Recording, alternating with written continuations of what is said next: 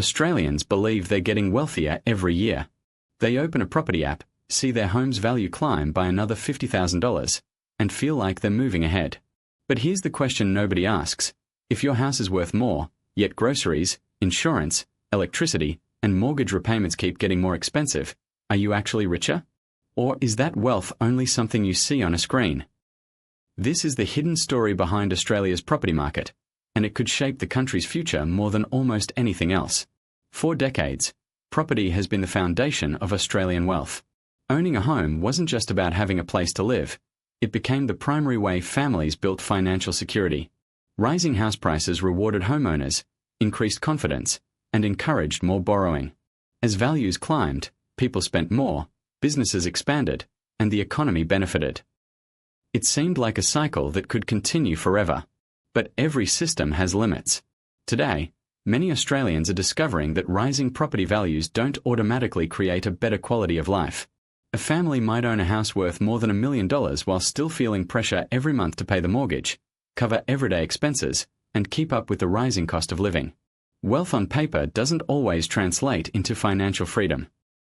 The pressure is especially visible in Australia's bigger cities. Buying a first home has become a challenge for many young workers, even those with strong incomes. Higher interest rates have increased repayments, while higher prices have made deposits harder to save.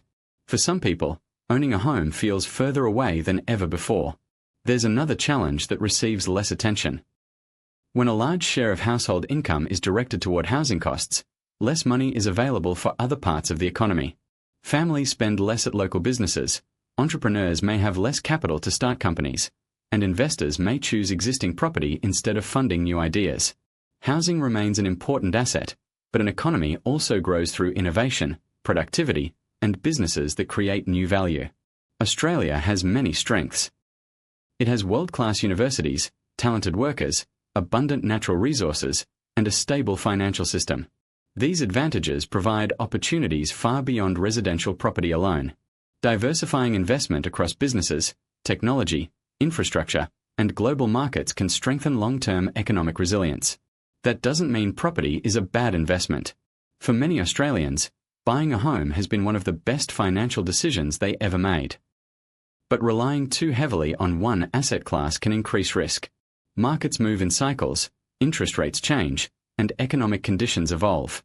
Building wealth usually works best when risk is spread across different types of assets rather than concentrated in just one.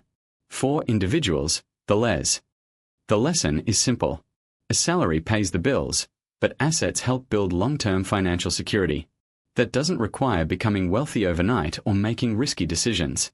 Small, consistent investing, improving financial knowledge, reducing unnecessary debt, and thinking beyond short-term gains can make a meaningful difference over time. Australia now stands at an important crossroads. The next chapter of the country's economy won't be written by rising house prices alone. It will depend on innovation, productivity, education, entrepreneurship, and smart long-term investment. Property will always matter, but the future may belong to those who build wealth in more than one way. So here's the question. If your home's value doubled tomorrow, but everything else became twice as expensive, would you truly feel richer? Or would real wealth mean having more choices, greater security, and the freedom to build the life you actually want? That's a question every Australian should be asking.